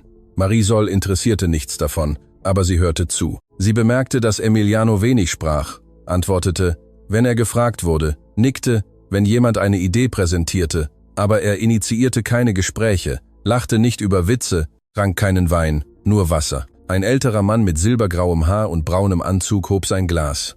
Ein Toast auf Emiliano, der dieses Unternehmen auf ein Niveau gebracht hat, das sein Vater sich nie hätte träumen lassen. Alle hoben ihre Gläser auf Emiliano. Emiliano nickte kaum. Danke. Aber das ist keine Arbeit einer einzelnen Person. Es ist Teamarbeit. Der Mann mit dem silbergrauen Haar lachte. Immer so bescheiden. Genau wie deine Mutter. Apropos, wie geht es Frau Guadalupe? Es geht ihr gut. Danke der Nachfrage. Grüßen Sie sie von mir. Sie ist eine großartige Frau. Ich erinnere mich, als Ihr Vater sie kennenlernte. Sie verkaufte doch Tamales auf dem Markt, nicht wahr? Emiliano spannte sich sichtlich an. Gemüse. Sie verkaufte Gemüse. Ach, klar. Entschuldigen Sie. Mein Gedächtnis ist nicht mehr das, was es einmal war. Eine andere junge Frau am roten Kleid fügte hinzu. Es ist bewundernswert, wie Sie Ihre Wurzeln trotz des Erfolgs bewahrt haben. Ihr Ton klang nicht bewundernd, er klang herablassend. Emiliano sah sie eindringlich an. Meine Wurzeln sind nichts, wofür ich mich schäme. Nein, natürlich nicht. Ich sage nur, es ist interessant. Nicht viele Unternehmer ihres Niveaus haben diese Art von Familiengeschichte. Marisol spürte, wie ihr Hitze in die Kehle stieg. Sie kannte diesen Ton von Leuten, die Dinge mit einem Lächeln sagen, aber mit Gift darunter. Das Abendessen ging weiter, aber die Atmosphäre hatte sich geändert. Die Gespräche wurden angespannter. Marisol bemerkte, dass Emiliano fast nicht mehr sprach, er aß nur langsam mit zusammengepresstem Kiefer. Um 22 Uhr war das Abendessen beendet. Die Gäste verabschiedeten sich. Sie gingen in kleinen Gruppen. Marisol sammelte einige Dokumente ein, die auf dem Tisch liegen geblieben waren. Emiliano blieb sitzen und sah in sein leeres Wasserglas. Alle waren gegangen, nur sie beide und die Kellner, die schweigend aufräumten. Marisol näherte sich. »Brauchen Sie noch etwas, Herr Damaso?« Emiliano blickte auf. Er wirkte müde, nicht körperlich. Es war eine andere Art von Müdigkeit. »Nein, danke. Sie können gehen.« Marisol nickte, nahm ihre Tasche und ging zum Ausgang. Aber etwas hielt sie auf. Sie drehte sich um. »Herr Damaso, Sie hätten nicht so über Ihre Mutter reden sollen.« Emiliano blinzelte. »Was?« Diese Frau am roten Kleid und der Herr mit den silbergrauen Haaren. Die Art, wie sie über Frau Guadalupe gesprochen haben, war nicht in Ordnung. Emiliano sah sie eindringlich an. Das gehört zur Arbeit. Man kann nicht jeden Kommentar persönlich nehmen. Sie haben es persönlich genommen. Ich habe ihr Gesicht gesehen. Es gab eine Stille. Emiliano atmete tief durch. Warum sagen Sie das? Weil Sie, als Sie über sie sprachen, aufgehört haben zu sprechen, aufgehört haben zu essen. Sie saßen nur da und haben es ertragen, und Sie sollten es nicht ertragen müssen. Emiliano stand langsam auf, ging auf Marisol zu, blieb vor ihr stehen. »Sie kennen mich nicht, Marisol.« Nein, aber ich kenne das Gefühl, wenn Leute jemanden, den man liebt, danach beurteilen, woher er kommt oder wie er aussieht. Und ich weiß, wie es sich anfühlt, schweigen zu müssen, weil man von diesen Leuten abhängig ist. Emiliano sah ihr in die Augen. Etwas änderte sich in seinem Ausdruck. Etwas, das Marisol nicht identifizieren konnte. Danke für heute Abend. Sie haben gute Arbeit geleistet. Gern geschehen. Marisol verließ das Restaurant, nahm ein Taxi, weil es keine S-Bahn mehr gab. Sie gab 30 Franken für die Fahrt aus, aber es war egal. Sie kam in ihrem Gebäude an, holte Paloma von Frau Remedios ab und ging in ihre Wohnung. Paloma schlief bereits. Sie legte sie vorsichtig ins Bett, zog ihr die Schuhe aus, deckte sie zu, setzte sich an den Bettrand und sah ihr beim Schlafen zu. Sie dachte an Emiliano, an sein Gesicht, als sie über seine Mutter sprachen, wie er schweigen musste, wie er lächelte und sich bedankte, obwohl innerlich etwas zerbrach. Sie kannte dieses Gefühl, sie kannte es zu gut. Sie legte sich neben Paloma und schloss die Augen. Morgen war Samstag. Sie musste nicht arbeiten. Aber sie dachte trotzdem schon an Montag daran, zurückzukommen, Emiliano zu sehen, ihn zu fragen, ob es ihm gut gehe, obwohl sie es wahrscheinlich nicht sollte, obwohl es wahrscheinlich nicht ihr Platz war. Aber etwas war in dieser Nacht passiert. Etwas Kleines. Etwas, das ihr sagte, dass Emiliano Damaso nicht nur ihr Chef war. Er war jemand, der auch schwere Lasten trug. Jemand, der auch schwieg, wenn er es nicht sollte. Jemand, der auch jemanden brauchte, der es sah, und sie hatte es gesehen. Am Montag kam Marisol zur Arbeit und erwartete, dass alles wieder normal wäre. Aber als sie den 23. Stock betrat, war Clara nicht an ihrem Schreibtisch. David erklärte, dass sie immer noch am Krankenhaus bei ihrer Mutter sei. Emiliano sucht dich. Er möchte dich in seinem Büro sehen. Marisol spürte eine seltsame Nervosität. Sie ging den Flur entlang und klopfte an die Tür. Herin. Sie trat ein. Emiliano. Er stand am Fenster und blickte auf die Stadt, drehte sich um, als sie die Tür schloss. Marisol, danke, dass Sie gekommen sind. Ist etwas passiert? Setzen Sie sich bitte. Sie setzte sich. Emiliano kam näher, setzte sich aber nicht hin. Er stand vor seinem Schreibtisch mit den Händen in den Taschen. Am Freitag haben Sie etwas gesagt, worüber ich nicht aufhören kann nachzudenken. Marisol antwortete nicht. Sie wartete nur. Sie sagten, Sie hätten mein Unbehagen bemerkt, als Sie über meine Mutter sprachen. Und Sie hatten recht. Es hat mich unbehaglich gemacht. Es hat mich gestört. Aber ich habe nichts gesagt, weil diese Leute Millionen von Investitionen repräsentieren, weil ich ihre Unterschriften, ihre Genehmigungen, ihr Geld brauche. Er hielt inne. Und das mache ich seit Jahren. Schweigen, lächeln, wenn ich nicht will, mich für Kommentare bedanken, die mich wie Müll fühlen lassen. Alles fürs Geschäft. Alles, um das am Laufen zu halten. Marisol sah ihn schweigend an. Aber sie haben nicht geschwiegen. Und sie hatten keinen Grund zu sprechen. Es war nicht ihr Kampf. Es war nicht ihre Familie. Aber sie haben es trotzdem gesagt. Emiliano sah sie direkt in die Augen. Warum? Marisol atmete tief durch, weil es jemand sagen musste und weil sie es nicht konnten. Sie kennen mich nicht gut genug, um ihren Job für mich zu riskieren. Ich habe nichts riskiert. Ich habe nur die Wahrheit gesagt. Emiliano lächelte kaum. Sie haben dieses Problem. Sie sagen die Wahrheit, auch wenn es sie etwas kostet. Das ist kein Problem. Das ist das Einzige, was ich habe. Es war eine lange Stille. Emiliano ging wieder zum Fenster. Mein Vater hat dieses Unternehmen von Grund auf aufgebaut. Er war Maurer.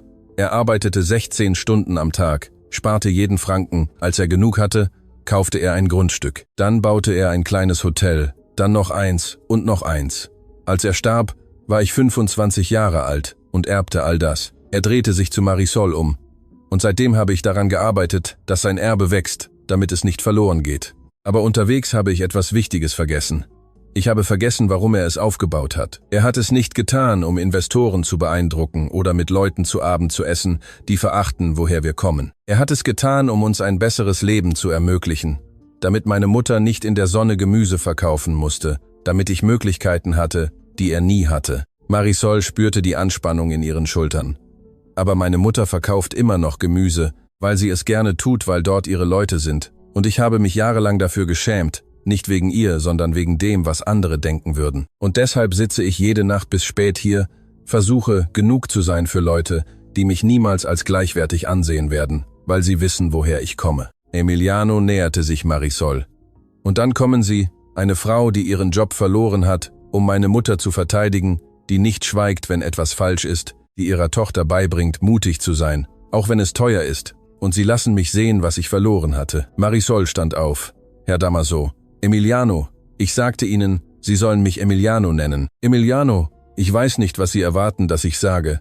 Ich erwarte nicht, dass Sie etwas sagen. Ich möchte nur, dass Sie wissen, dass diese Tage, in denen ich mit Ihnen gearbeitet habe, mich an etwas erinnert haben, das ich vergessen hatte, dass es wichtigere Dinge gibt als Genehmigungen, dass es Menschen gibt, die wegen dem, was sie sind, wertvoll sind, nicht wegen dem, was sie haben, und dass es manchmal wichtiger ist, das Richtige zu tun als das Bequeme. Marisol spürte, wie ihr das Atmen schwer fiel. Warum erzählen Sie mir das? Weil ich wollte, dass Sie es wissen. Weil. Er hielt inne, atmete tief durch. Weil ich Sie mag, Marisol, und nicht als Angestellte, als Mensch, als Frau, als jemand, der mich dazu bringt, besser sein zu wollen. Marisol trat einen Schritt zurück. Das können Sie nicht sagen. Warum nicht? Weil Sie mein Chef sind, weil ich für Sie arbeite, weil das nicht passieren kann. Sie haben recht, es sollte nicht passieren, aber es passiert, zumindest von meiner Seite. Marisol schüttelte den Kopf. Nein, das ist Dankbarkeit, weil ich Ihre Mutter verteidigt habe, weil ich etwas gesagt habe, was niemand sonst gesagt hat, aber es ist nicht echt. Emiliano kam näher. Glauben Sie, ich kenne den Unterschied nicht zwischen Dankbarkeit und dem, was ich fühle, wenn ich Sie jeden Morgen hereinkommen sehe. Glauben Sie, ich merke nicht, wenn Sie lächeln, weil Paloma etwas Lustiges gemacht hat? Glauben Sie, ich sehe nicht, wie Sie andere mit Respekt behandeln, egal wer Sie sind. Emiliano, bitte, sagen Sie mir, dass Sie nichts fühlen. Sagen Sie mir, dass Sie in diesen Tagen nicht bemerkt haben, wenn wir uns auf dem Flur begegnen. Sagen Sie mir, dass Sie, als sich unsere Hände neulich berührten, als ich Ihnen Dokumente gab, nicht dasselbe gefühlt haben wie ich. Sagen Sie es mir, und ich werde es nie wieder erwähnen. Marisol schloss die Augen. Sie konnte nicht lügen. Sie konnte nicht lügen. Sie öffnete die Augen. Das kann ich nicht sagen. Warum nicht? Weil ich etwas gefühlt habe. Und es macht mir Angst. Weil das keinen Sinn ergibt. Sie sind Sie und ich bin ich. Wir sind aus völlig verschiedenen Welten. Meine Mutter verkaufte Gemüse. Ich bin jeden Tag mit Bohnen aufgewachsen. Wir sind nicht so unterschiedlich. Jetzt schon. Jetzt haben Sie all das, und ich kann kaum meine Miete zahlen. Emiliano nahm ihre Hände. Marisol zog sie nicht weg. Wissen Sie, was das Einzige ist, das es wert ist, es zu haben? Jemand, der dich wirklich sieht. Nicht dein Geld, nicht deine Position, dich. Und Sie sehen mich, Marisol. Sie haben mich vom ersten Tag angesehen. Marisol spürte Tränen in den Augen. Ich habe Angst. Ich auch. Und wenn es nicht funktioniert? Und wenn es funktioniert? Sie sahen sich schweigend an. Dann langsam näherte sich Emiliano. Marisol wich nicht zurück. Er hob eine Hand und streichelte ihre Wange mit dem Daumen. Darf ich Sie küssen? Marisol nickte kaum. Emiliano beugte sich vor und küsste sie. Es war sanft und vorsichtig, als hätte er Angst, etwas Zerbrechliches zu zerbrechen. Marisol schloss die Augen und ließ es geschehen. Als sie sich trennten, atmeten beide schnell. Und jetzt? Flüsterte Marisol. Jetzt gehen wir langsam vor, ohne Druck, ohne Erwartungen. Wir sehen einfach, was passiert. Und der Job? Ihr Job ist sicher. Egal, was zwischen uns passiert, das ändert sich nicht. Ich verspreche es Ihnen. Marisol nickte. Ich muss Ihnen etwas sagen. Was? Paloma muss es wissen. Vor allem, wenn wir das versuchen, muss sie damit einverstanden sein. Das ist das Wichtigste für mich. Emiliano lächelte. Das scheint mir fair. Wann kann ich Sie kennenlernen? Sie wollen sie kennenlernen. Klar, es ist Ihre Tochter. Sie ist ein Teil von Ihnen. Marisol spürte etwas Warmes in ihrer Brust. Etwas, das der Hoffnung ähnelte, aber stärker war. Am Samstag. Sie können am Samstag zum Essen kommen. Nichts Elegantes, nur wir drei. Normales Essen. Perfekt. Diese Woche war seltsam. Marisol arbeitete normal, aber alles fühlte sich anders an. Jedes Mal, wenn sie Emiliano sah, spürte sie Schmetterlinge am Bauch. Jedes Mal, wenn er sie anlächelte, hatte sie das Gefühl, dass sich der Boden bewegte. Am Freitagabend erzählte sie es Paloma. Mein Schatz, ich muss dir etwas erzählen. Paloma hörte auf zu zeichnen und sah sie an. Was ist los, Mami? Erinnerst du dich an den Herrn, dem das Hotel gehört, in dem ich arbeite? Den Sohn der Oma, die du verteidigt hast? Ja, er heißt Emiliano und er mag mich. Paloma blinzelte. Er mag dich, so wie Sophie Roberto aus meiner Klasse mag. Marisol lachte. So ähnlich. Und magst du ihn? Ja. Paloma dachte einen Moment nach. Ist er gut zu dir? Ja. Macht er dich glücklich? Ja. Dann ist es gut. Marisol umarmte Paloma fest. Wirklich? Ja, Mami, du kümmerst dich immer um mich. Es ist Zeit, dass sich jemand um dich kümmert. Marisol spürte heiße Tränen auf ihren Wangen. Ich liebe dich, mein Schatz. Ich liebe dich auch. Wann werde ich ihn kennenlernen? Morgen. Er kommt zum Essen. Darf ich mein rosa Kleid anziehen? Klar doch. Am Samstag putzte Marisol die Wohnung 3-mal. Sie kochte Braten, Kartoffeln und Gemüse. Sie deckte den Tisch mit ihrem guten Geschirr, das sie von ihrer Mutter geerbt hatte. Um 14 Uhr klopfte es an der Tür. Marisol öffnete. Emiliano stand da, in Jeans, weißem Hemd und einer Tasche in der Hand. »Hallo, hallo, ich habe Dessert mitgebracht. Ich hoffe, Ihnen schmeckt der Apfelkuchen. Wir lieben ihn.« Er trat ein. Die Wohnung wirkte mit ihm darin winzig, aber er sagte nichts. Er sah sich nur mit einem sanften Lächeln um. Paloma kam aus dem Schlafzimmer mit ihrem rosa Kleid und ihren neuen Schuhen. Sie blieb stehen, als sie Emiliano sah. »Hallo«, sagte sie schüchtern. Emiliano bückte sich, um auf ihre Höhe zu kommen. »Hallo, Paloma. Schön, dich kennenzulernen. Ich bin Emiliano. Du bist der, den meine Mami mag.« Emiliano lachte. »Ja, und ich mag deine Mami auch sehr.« Paloma musterte ihn einen Moment. »Du wirst gut zu ihr sein. Ich werde versuchen, die beste Version meiner selbst zu sein.« »In Ordnung, aber wenn du sie zum Weinen bringst, werde ich dich ausschimpfen.« Emiliano nickte ernst. »Das scheint mir fair.« Paloma lächelte. »Willst du meinen Hasen sehen?« »Gerne.« Sie aßen zu dritt. Sie unterhielten sich, lachten. Emiliano erzählte Paloma Geschichten aus seiner Kindheit, als er in einem kleinen Haus wie ihrem lebte. Paloma zeigte ihm ihre Zeichnungen. Emiliano lobte sie aufrichtig. Nach dem Essen schlief Paloma auf dem Sofa mit ihrem Hasen ein. Marisol und Emiliano spülten gemeinsam in der kleinen Küche. »Danke für heute«, sagte Marisol. »Danke, dass Sie mich reingelassen haben.« Sie sahen sich an. Emiliano trocknete seine Hände und nahm Marisols. »Ich weiß, das ist kompliziert. Ich weiß, es gibt Hindernisse. Aber ich möchte es mit Ihnen versuchen, mit Paloma, mit allem, was wir sind.« Marisol lächelte. »Ich auch.« Sie küssten sich langsam, vorsichtig, um Paloma nicht zu wecken. Als sie sich trennten, stützte Emiliano seine Stirn an ihre. »Wissen Sie, was das Beste daran ist?« »Was?« »Dass Ihre Tochter mich akzeptiert hat, dass sie mir ihren Segen gegeben hat. Das bedeutet mehr als jeder Millionenvertrag.« Marisol spürte wieder Tränen, aber dieses Mal waren es Tränen des Glücks. Emiliano ging um 18 Uhr. Bevor er ging, küsste er Marisol auf die Stirn und versprach, sie am Abend anzurufen. Als er die Tür schloss, lehnte sich Marisol dagegen und lächelte. Paloma wachte auf und kam näher. »Mami?« »Ja, mein Schatz. Er hat mir gefallen. Ja, es sieht so aus, als ob er dich wirklich liebt.« Marisol umarmte Paloma. »Ich glaube auch.« In dieser Nacht, als sie zusammen am Bett lagen, fragte Paloma, »Mami, werden wir jetzt glücklich sein?« Marisol streichelte ihr Haar. »Wir sind schon glücklich, mein Schatz. Nur jetzt werden wir es noch ein bisschen mehr sein.« Paloma lächelte und schloss die Augen. Marisol sah ihr beim Schlafen zu und dachte an alles, was passiert war, wie die Verteidigung einer Fremden ihr Leben verändert hatte, wie das richtige Tun, auch wenn es teuer war, Türen geöffnet hatte, die sie sich nie vorgestellt hatte, wie die Liebe kommen konnte, wenn man es am wenigsten erwartete, auf die unerwartetste Weise. Ihr Telefon vibrierte. Eine Nachricht von Emiliano. »Danke für heute. Danke, dass Sie mich in Ihr Leben gelassen haben. Danke, dass Sie mir gezeigt haben, dass die wertvollsten Dinge nicht gekauft werden können. Gute Nacht, Marisol.« Sie antwortete. »Gute Nacht, Emiliano. Bis Montag.« Aber beide wussten, dass dies mehr war als Arbeit, mehr als Dankbarkeit. Es war der Beginn von etwas Echtem, etwas, das es wert war, gepflegt zu werden, etwas, das sie gefunden hatten, als sie es am wenigsten erwarteten, auf die ehrlichste Weise. Und zum ersten Mal seit Jahren schlief Marisol ohne Sorgen ein. Sie schlief mit Hoffnung ein, mit Paloma an ihrer Seite, mit der Gewissheit, dass sie die richtigen Entscheidungen getroffen hatte, dass sie das verteidigt hatte, was wichtig war, und dass das Leben, obwohl schwierig, sie immer noch mit guten Dingen überraschen konnte. Am Montag kehrten sie zur Arbeit zurück. Alles war gleich, aber alles war anders. Emiliano begrüßte sie mit einem Lächeln, das nur für sie war. Marisol arbeitete mit der gleichen Hingabe, aber mit leichterem Herzen. Und wenn niemand sie sah, suchten sich ihre Hände.